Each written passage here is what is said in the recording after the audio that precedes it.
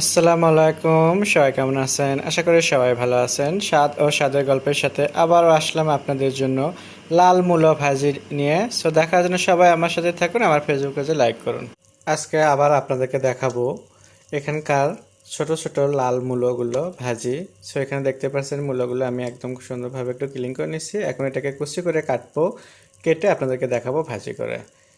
মূলাটা একদম কেটে কুটে ধুয়ে রেডি করে নিয়ে আসলাম। এখন চলে যাচ্ছে চুলাতে, খুবই সামান্য উপকরণ দিয়ে মজাদার আমি মূলা ভাজি করে দেখাবো। চলে আসলাম চুলাতে, একটা প্যান বসিয়ে দিলাম আর দিয়ে দিচ্ছি একটু তেল, দিয়ে দিচ্ছি কাঁচামরিচ আর পেঁয়াজ, সাথে আছে স্বাদ মতো লবণ, সামান্য হলুদ পাউডার। এখন এটাকে একটু ভেজে নেব হালকা, এটাকে হালকা করে ভেজে নিলাম। দেখতে পাচ্ছেন যেহেতু ভাজি করব, আমি পেঁয়াজটাকে কড়া করলে পান্তর তাহলে পুড়ে যাবে, বাকিটার সময় হবে না। তো এর জন্য করে আমি হালকা করে ভেজে নিলাম। দিয়ে দিচ্ছি সাথে কুচি মূলোটা দিয়ে আমি সুন্দরভাবে একটু মিশিয়ে নেব। এইভাবে দেখতে পাচ্ছেন মূলো থেকে কিন্তু একটু পানি বের হয়েছে। এর হাই হিটে জাল করলে পর্যন্ত এই পানিটা খুব তাড়াতাড়ি শুকিয়ে যাবে, তাহলে আপনার মূলোটা ভাজি খুবই মচমচা হবে, নরম হবে না। তো আমি কিন্তু এভাবেই ভাজতেছি, দেখতেই পাচ্ছেন পানিটাও কিন্তু শুকিয়ে যাচ্ছে, তেলের উপর উঠতেছে। তেলের উপর যখন ভাজিটা হয়ে যাবে 2-1 মিনিটে, তখন নামিয়ে নেবেন এরকম করে সুন্দরভাবে।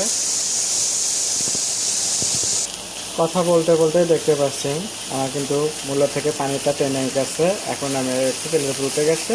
তো তেলের উপর ওঠা অবস্থায় একটু ভাজি করবেন এইভাবে করে, আর ঘন ঘন একটু নাড়াচাড়ি করবেন। তাহলে দেখবেন যে আপনার ভাজিটা একদম সব এক কালার এসে যাবে সব কিছুরই। কোনোটা পুড়ে যাবে, কোনোটা সাদাই থাকবে এমনটা হবে না ঘন ঘন নাড়লে। সো নামানোর আগ দিয়ে আপনি দিয়ে দেবেন একটু ধনিয়া পাতা কুচি। তো ধনিয়া পাতা যদি না থাকে তাহলে দিয়ে দেবেন একটু জিরে, ভাজা জিরে পাউডার।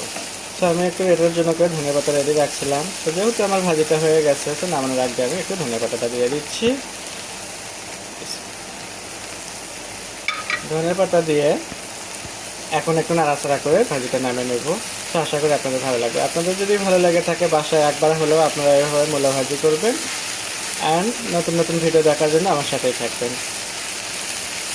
সবাই ভালো থাকবেন। আল্লাহ হাফেজ।